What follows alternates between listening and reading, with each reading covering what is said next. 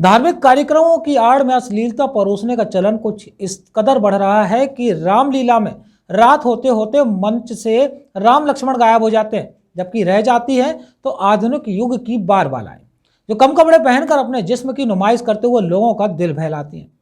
अब सवाल उठता है कि आखिर धर्म की आड़ में यह सब क्यों? नाम रामलीला का, लेकिन मंच से दर्शक दीर्घा तक सिर्फ अश्लील लीला।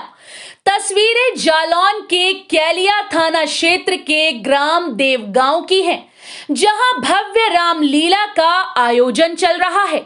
लेकिन रात होते होते मंच पर कुछ नए कार्यक्रम शुरू हो जाते हैं, जिनमें भजन से पहले फिल्मी गानों पर डांस होता है। पहले तो लड़कियां सलीकेदार कपड़े पहनकर मंच पर आती हैं और फिल्मी गानों पर अपने डांस का जलवा बिखेरती हैं। लेकिन इसके बाद जैसे जैसे रात जवान होती है, जवानी का नशा सिर चढ़कर बोलने लगता है। ज्यों ज्यों रात जवान होती है, लड़कियों के कपड़े छोटे होते जाते हैं और फिर सर्द रातों में बिखर जाता है युवाओं के बीच हुस्न का नशा। लड़कियां अश्लील डांस के साथ युवाओं को गंदे इशारे करने से बाज नहीं आती। सामाजिक लोग धीरे धीरे इस कार्यक्रम से गायब हो जाते हैं और रह जाते हैं सिर्फ अराजक तत्वों के साथ आज की युवा पीढ़ी। अब ये बात हर किसी को समझनी चाहिए कि बार बालाओं की अश्लील अदाओं से युवा क्या सीखेंगे। शायद फिर किसी छात्रा या युवती का चीरहरण ही करेंगे। जनाब, हम इन कार्यक्रमों का विरोध नहीं करते, लेकिन आखिर धर्म के नाम पर ये सब क्यों होता है? अगर किसी को इस तरह के आयोजन कराने हैं तो साफ तौर पर प्रचार कीजिए, लड़कियों के पोस्टर लगवाइए और जुटा लीजिए हजारों की भीड़, लेकिन कम से कम धर्म को बख्श दीजिए। धार्मिक कार्यक्रमों की आड़ में कम से कम पेशेवर बार बालाओं का नंगा नाच दिखाकर समाज की मर्यादाओं की धज्जियां मत उड़ाइए।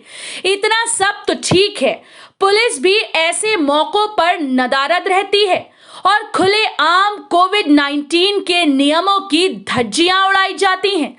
आप इस आयोजन में भी देख सकते हैं कि किसी के चेहरे पर ना तो मास्क है और ना ही कोई सोशल डिस्टेंस का पालन कर रहा है। दरअसल इस तरह के आयोजनों के पीछे एक वजह और देखी जाती है, जिसमें राजनीति भी शामिल होती है। वैसे तो बताया जा रहा है कि ये सामूहिक आयोजन ग्रामीणों द्वारा कराया जाता है, लेकिन इस कार्यक्रम में कहीं न कहीं एक ऐसा प्रत्याशी भी शामिल होता है जिसे आगामी पंचायत चुनाव में हाथ आजमाने होते हैं और शबाब कबाब का चुनावी नाता बहुत पुराना है। फिलहाल इस मामले में जिले की पुलिस को कम से कम आयोजकों पर कोविड-19 का नियम तोड़ने की कार्यवाही जरूर होनी चाहिए। जालौन से देवेश स्वर्णकार की रिपोर्ट।